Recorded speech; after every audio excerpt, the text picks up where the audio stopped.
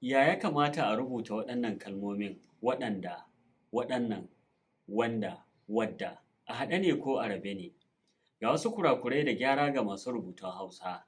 Galibi wasu kan yi kuskure wajen rubuta waɗannan kalmomin, wataƙila saboda rashin sanin ƙa'idar rubutu ko kuma taka-tsantsan ne na kaucewa haɗa wata kalma da wata. Waɗanda, waɗannan, wannan, wancan, waccan, wanda, wadda. Ba a raba waɗannan kalmomin domin kalmomi ne masu cin gashin kansu da ke nuni da abu da fayyace jinsinsa da ake kira wakilin suna nunau ko mafayyata. Kuma idan kun lura duk kalma mai cin gashin kanta ba a raba ta ko haɗe ta da wata kalma. Abin la'akari shi ne duk kalmar da ka raba kuma bata bayar da ma'ana ba to akwai matsala.